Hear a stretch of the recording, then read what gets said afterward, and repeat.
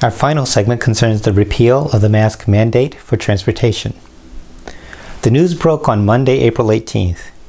A federal court judge had just overturned the mask mandate. Within hours, United, American, Delta, Alaska, Southwest, and other airlines had announced that flight attendants would no longer enforce the wearing of COVID protective masks on airplanes. On some flights, passengers were informed mid-flight that flight attendants would no longer enforce the mask mandate, and YouTube and TikTok videos circulated of onboard passengers ripping off their masks and cheering.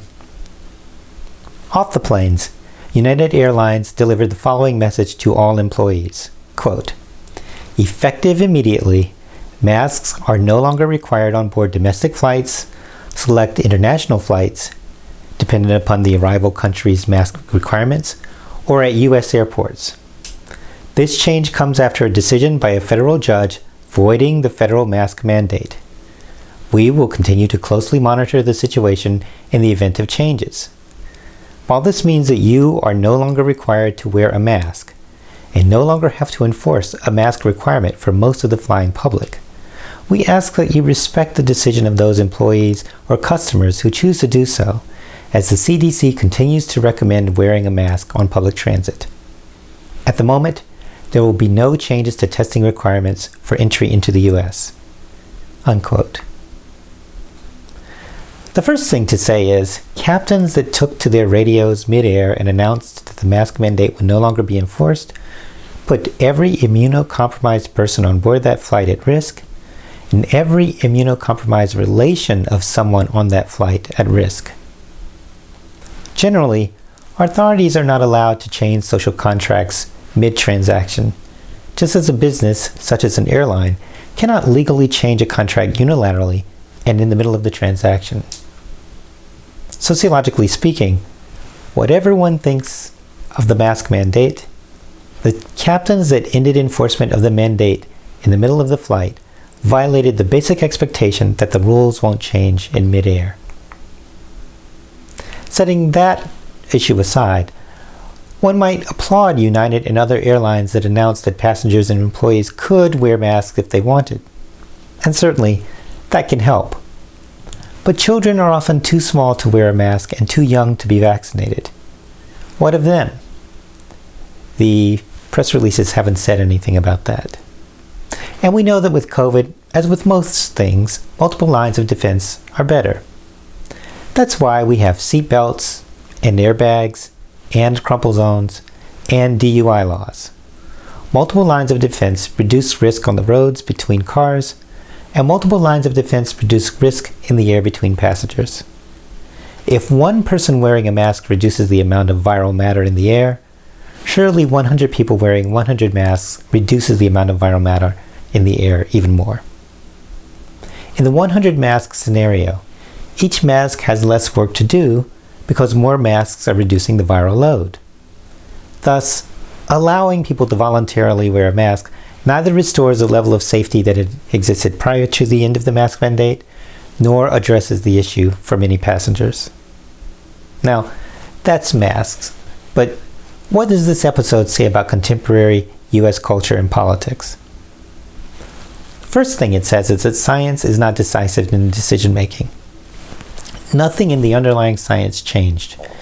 There was no new study, no accumulation of studies, no new report that meant that the mandate should be ended, and the court decision did not attend to the science in any deep way. So that's one thing that this episode indicates. It indicates that policy is made by some mixture of science and something else. Now, that may be a preference of the society, but it is also a fact of the decision making. Another thing that we learned from this episode is that popular preferences are not determinative. A Harris poll asked a representative sample of over 2,000 Americans in mid-March to early April.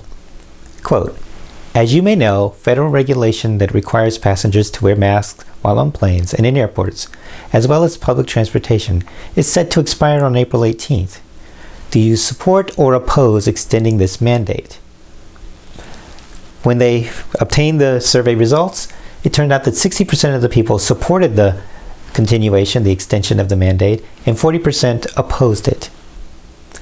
Support was broad, actually. 56% of males and 62% of females supported extending the mandate.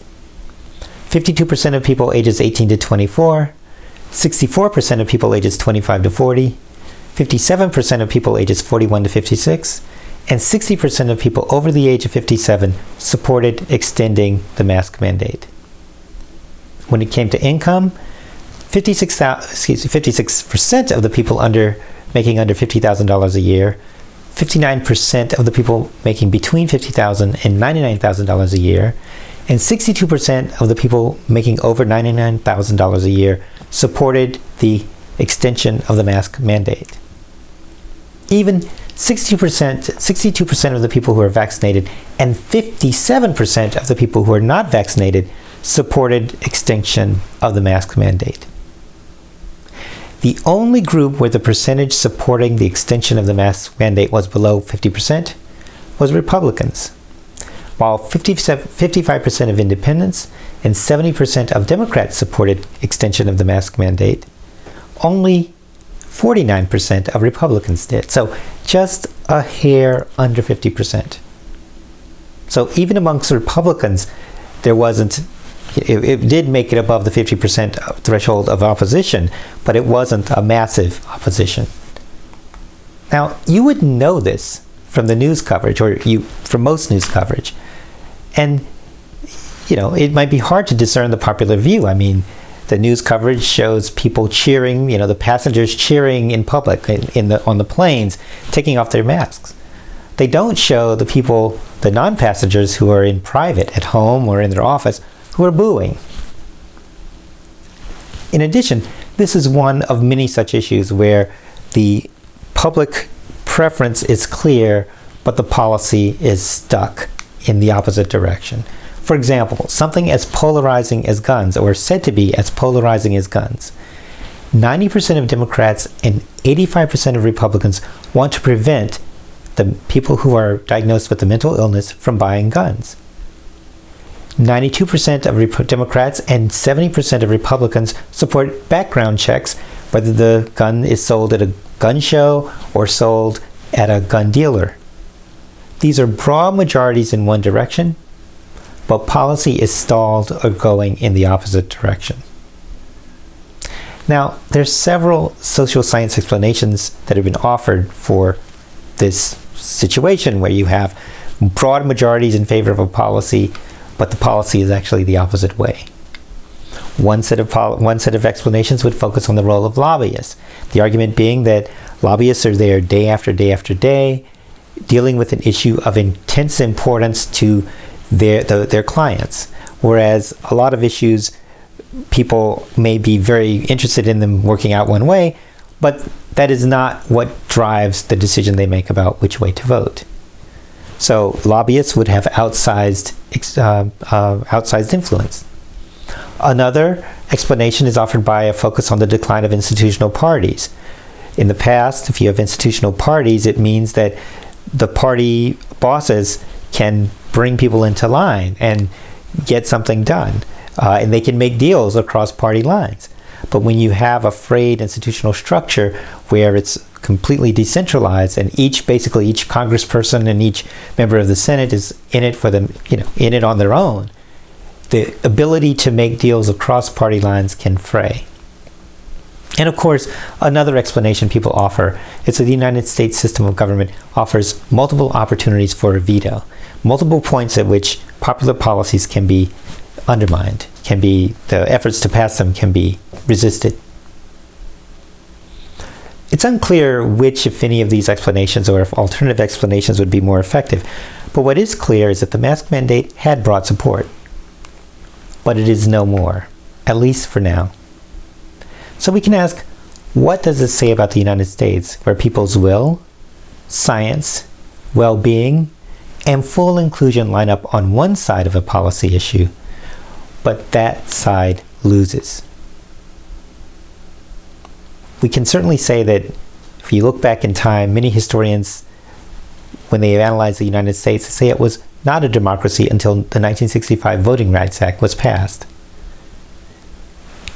Seen in that way, we can ask, what will future historians who learn of such decisions as the mask mandate repeal say about now? That's This Week in Sociological Perspective. We'll be back next week with another interview with an author of some important sociological research and more sociological insights on an issue in the news. Till then, take care.